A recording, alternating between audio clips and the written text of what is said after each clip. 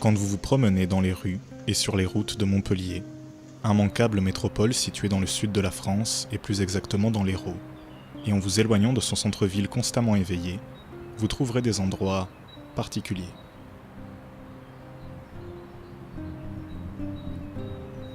Des parcs remplis d'incroyables histoires, tels que celui du domaine de Méric. Bien entendu, le centre-ville de Montpellier possède aussi une histoire riche, mais celle-ci n'est pas concernée par l'un des plus grands mystères de la ville, par une légende urbaine, curieusement méconnue d'un trop grand nombre d'habitants.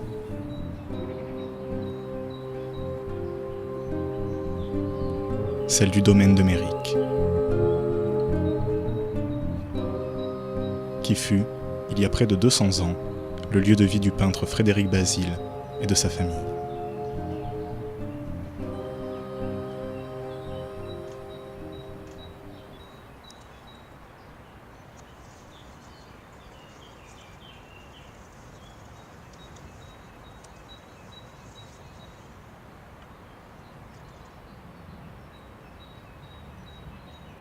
La terrasse de Méric.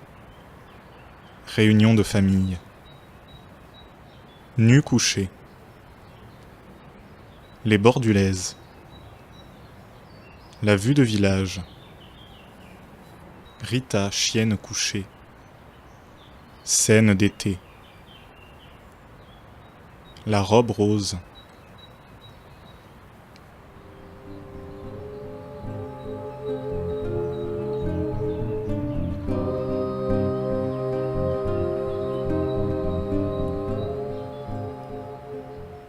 Vous êtes de Montpellier. De Montpellier, centre-ville. Vous y êtes depuis combien de temps ici? Environ une cinquantaine d'années. D'accord. Un petit peu plus, mais je dirais pas plus. Je suis de Montpellier, j'habite Montpellier, je travaille à Castelnau-le-Lez. À Castello, d'accord. Vous êtes là depuis longtemps à Montpellier? Depuis 3 ans. D'accord. Je suis originaire de Montpellier, mais je suis reparti et revenu. Non, je suis d'Avignon. Ça fait à peu près 3 ans que je suis ici. Oui, tout à fait, ouais. Alors moi non, moi je suis arrivé ici il y a quelques années, ça va faire 11-12 ans, quelque chose comme ça, à peu près. Je suis arrivée, j'avais 4 ans, donc ça fait 44 ans. Oui, je suis de Montpellier. Ouais. Ça fait 6 ans que j'habite là. 6 ans, d'accord. Oui, je suis né ici. Non? Depuis 2 ans quoi. Je suis d'ici et d'ailleurs. D'ailleurs, c'est-à-dire? Je suis un peu partout en France. Vous connaissez bien ce parc du coup? Oui, ouais, plutôt bien. Ouais. On venait souvent quand on était gosse, surtout. Et là, depuis qu'on fait nos études tous les deux, on vient ici pour se balader, se détendre généralement avant et après les partiels. Je viens régulièrement, oui. Parce que je rencontre quelqu'un, je suis infirmière en psychiatrie, Ouais. et je rencontre un patient qui vient ici. J'y viens très souvent parce que je le trouve, ma foi, bien agréable. On n'est pas dérangé comme au centre-ville. On respire un petit peu mieux. Et puis, les chiens sont parqués. J'adore les bancs. Le petit coin là-bas avec les bancs. Et puis, surtout le soleil. J'y vais pas hyper souvent. Non. J'y suis allé 2 fois cette semaine, mais normalement j'y vais pas. Ouais. Je travaille au complexe funéraire qui est juste de l'autre côté du parc. Et j'ai l'habitude de traverser le parc pour rentrer chez moi parce que j'habite de l'autre côté dans les résidences. Vu qu'il a un chien, on se retrouve là-bas dans le parc animalier. Ouais. Bah, je vais promener mon chien ici. Ouais. Donc je commence à le connaître un peu ce parc. Vous avez un endroit préféré ici? Un endroit que vous aimez pas trop, au contraire? Je dirais que plutôt en bas vers la rivière. Il y a des spots très beaux. Et après, j'aime pas trop, il y a des gens. Donc ici en haut. Si, ça va. Ouais. Vous y trouvez quoi là-bas, vers la rivière? Pourquoi ce lieu? Je pense que pour moi, c'est parce qu'il y a beaucoup plus de forêts. Et donc, tu peux plus te perdre et faire un peu des petites aventures. Non, c'est vrai que j'aime bien me mettre au soleil en général. Donc souvent je me mets par là-bas. Voilà, sur un banc en général, je prends le soleil. Ouais, le petit puits là, à côté des rives. Normalement, on va là-bas souvent. Ouais. C'est ça. Je colle. Le parc du domaine de Méric, depuis la mort au combat du peintre Frédéric Bazille en 1870, est le théâtre de disparitions inexpliquées. Un rapport peut-il exister entre la mort d'un homme et une longue liste de disparitions nimbées de mystères ? Des articles de journaux de diverses époques parlent de ce phénomène, mais celui-ci ne cesse de se poursuivre, invariablement et silencieusement.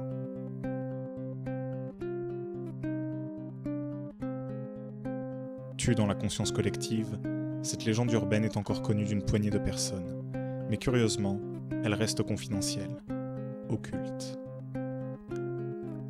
La dernière disparition, la 28e, date d'il y a seulement 6 mois. Pourquoi une histoire aussi tragique et nébuleuse, prenant place dans une ville où la communication est omniprésente, peut-elle se poursuivre depuis tout ce temps ?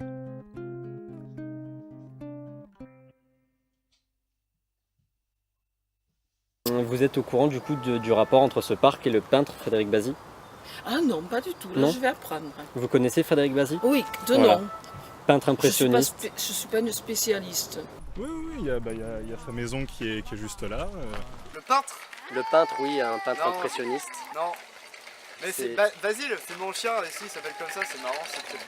Oui, tout à fait, Ouais. parce que c'était dans la propriété, je crois, familiale de Oui, voilà, Basile. c'est celle-là. J'ai entendu quelques histoires, ouais. Apparemment, oui, il habitait par là-bas, je crois bien. Exactement, oui, c'est sa maison.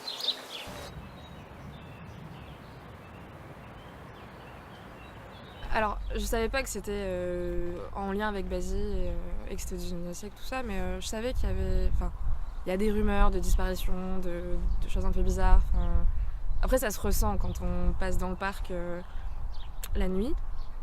Il y a par exemple en hiver ou en été, selon l'heure à laquelle je commence, il fait encore nuit. Et à ce moment-là, je passe pas dans le parc parce que.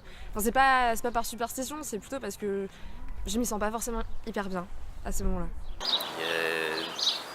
Je sais pas si c'est vrai, mais j'ai entendu qu'il y avait eu des histoires un peu sordides, un peu bizarres, non? Les disparitions ? Oui, c'est ça. Oui. Vous en avez entendu parler? Ouais, en fait, si vous voulez, c'est un petit peu mon petit hobby, quoi. Moi, souvent, je viens là, en fait, j'ai du matériel. Et je viens la nuit, souvent, pour écouter, pour observer un peu. Vous voyez de quoi je parle, quoi. Tout ce qui est phénomène un peu paranormaux. Les gens aiment bien dire paranormal, moi j'aime bien dire que c'est une normalité différente finalement. Voilà, je viens avec mon matériel et j'enregistre les sons, les ondes. Voilà. Menez l'enquête. Vous connaissez pas Non, cette non, histoire? non, pas du tout. Non. Moi je viens là, je promène mon chien et je rentre. Je viens des fois la nuit. Je promène mon chien la nuit. Mais sinon, la journée, en fait, j'ai jamais lu tous les trucs là, les machins. Donc, Et vous avez jamais rien vu de particulier la nuit ou dans ce parc? Il n'y a rien entendu? Non. J'ai vu un mec une fois qui se baladait avec des appareils, comme si il voulait tester des trucs. D'accord. Et je sais pas trop ce qu'il faisait là, mais j'ai pas. Moi je viens, je promène mon chien et je rentre chez moi, quoi, c'est tout. Ça m'émeut, ouais, ça me touche. Ouais. On s'amusait beaucoup quand on s'est rencontrés, en fait, on est devenus potes, c'est un peu grâce à ça. Parce qu'on avait lu un peu sur internet, c'était la période des creepypasta, tout ça. Et on s'était renseigné par rapport à certaines disparitions qui avaient eu lieu ici et qui étaient reliées justement au domaine de Bazy. C'est ça. Et à Bazy lui-même. Donc on s'amusait, on faisait les chercheurs un peu de fantômes, les machins comme ça. Ça nous a un peu passé, quoi. Peut-être qu'il y a des esprits qui rôdent. C'est pour ça que je viens, parce que j'aime bien l'au-delà. Ça vous inspire, ça vous effraie pas? Non, Par rapport au parc, contraire. cette histoire? Au contraire, moi je trouve ça bien. Les morts sont plus intéressants que les vivants.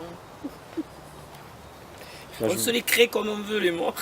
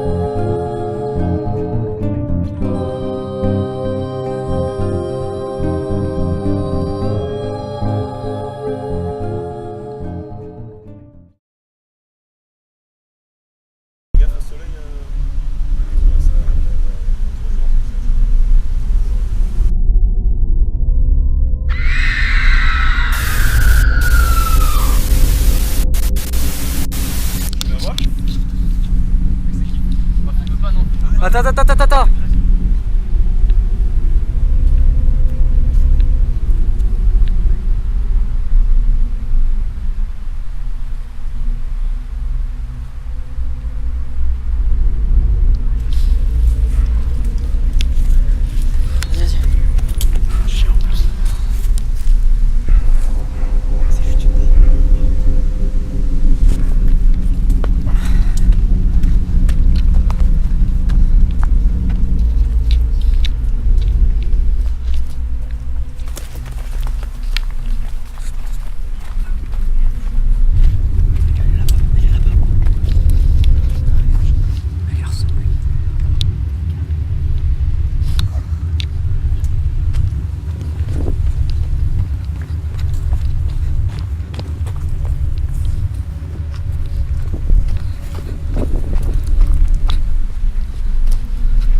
Il suffit d'un certain hasard pour, parfois, capter des instants que l'on ne qualifierait pas, au premier abord, de réels.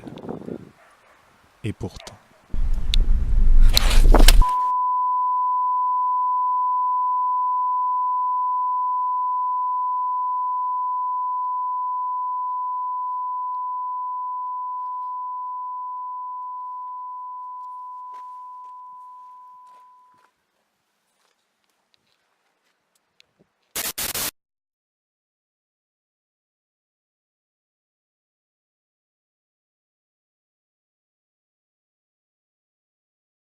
Qu'est-ce que vous avez entendu à peu près autour de ça? Par exemple, il y a, mon patron, il est très friand de ce genre d'histoire. Et à plusieurs reprises, alors moi j'ai jamais été témoin, mais à plusieurs reprises, il y a des cercueils qu'on emmenait du coup au cimetière juste en face. Et au moment où on arrive à hauteur du parc, des petits bruits, des petits crissements à l'intérieur du cercueil, enfin voilà, des choses un peu étranges. Enfin, je sais pas trop s'il faut y croire, mais mon patron il y croit. Enfin, il me dit qu'il a été témoin de ça, donc il en parle beaucoup. Ça dépend des fois. Hein. Les êtres de la nuit sont pas forcément toujours au rendez-vous, mais ouais, j'ai déjà assisté à des phénomènes. C'est peut-être le fantôme de Frédéric Basile, mais... Ces disparitions semblent continuer en fait. Ah bon? Ok. Vous ne le saviez pas? Non, du tout. Ta dernière disparition daterait d'il y a 6 mois. Merde. Oh. Est-ce que vous connaissiez cette histoire? Non. Non. Attends, mais des disparitions de Des disparitions chiens, de personnes. De personnes qui ont disparu, mais on en a personnes âgées, femmes, de enfants, tout âge, de de tout sexe. Non, j'avais pas écouté. Vous connaissiez pas cette histoire? Non. Donc plus jeune, vous enquêtiez? Ouais. Avec nos téléphones, quoi. C'était des petits délires de gamins, quoi. On avait 12 piges, je crois. Mais c'était sympa, ça nous permettait de nous balader, on courait dans le parc avec nos téléphones, on cherchait des trucs, on jouait un peu les enquêteurs, quoi. Mais on reviendra plus la nuit, quoi. Non, moi, non, pas du tout. Je trouve que c'est rien du tout. Que même, c'est un parc tellement grand et qu'il y a tellement de nature que vraiment, il n'y a pas de mauvaise énergie à ce point-là que tu aies peur de disparaître. Je sais pas si à côté, c'est toujours... Ouais, mais attends, la dernière fois, il y avait une voiture, là, qui était dans la mini-forêt, là. Je sais pas comment elle est arrivée là, mais une voiture, tu vois, genre bon... Je Tout sais seul pas, la nuit, peut-être pas, tu vois. Je sais pas parce que j'étais là la nuit, c'est passé beaucoup de choses, mais... Vous avez rien vu de bizarre ici? Non. Non. Les gens sont bizarres, mais... On avait trouvé quelques empreintes, des machins comme ça, mais on a fini par se dire en grandissant que c'était des gens qui passaient là et qui les avaient laissés simplement. Voilà. J'ai entendu dire quelques trucs comme ça, ouais. Mais après, je sais pas si c'est vrai. J'en ai aucune idée, mais ça m'étonnerait pas du tout en tout cas. Il y a 6 mois de ça environ, j'ai assisté à un phénomène assez impressionnant aussi. Hein. Pareil, j'étais venu là, donc je me suis installé plus vers la forêt qui est là-bas. Et là, j'avais vraiment senti une présence, hein. Il y avait des ondes, des énergies. Qu'est-ce qui fait qu'il pourrait se passer quelque chose ici plus qu'ailleurs? Il est vaste ce parc quand même. Puis de faire disparaître un corps dans le laisse, c'est assez facile, hein, je pense. Ouais, du coup je pense que c'est possible.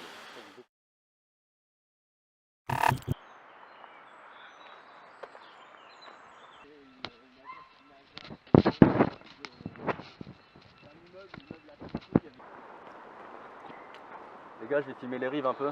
Ouais. Je vous rejoins, avancez, j'arrive. Bon. Cet individu est le 28e disparu. Ces images sont les dernières que nous avons de lui.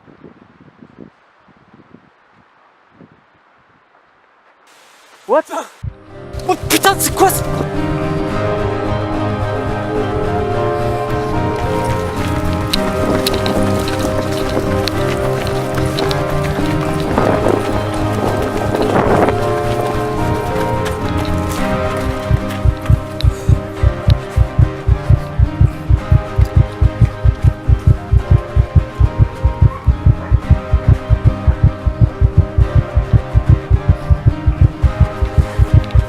Cours!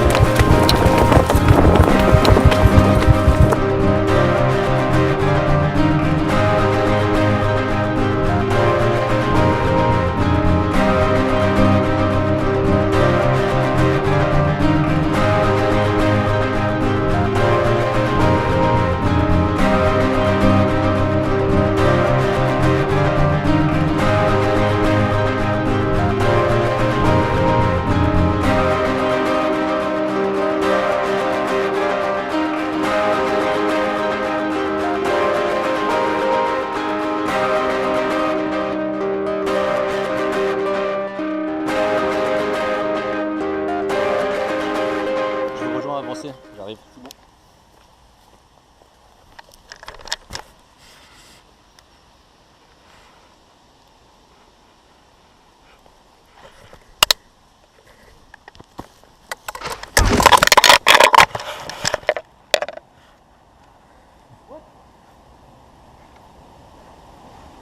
Bon. Oh putain!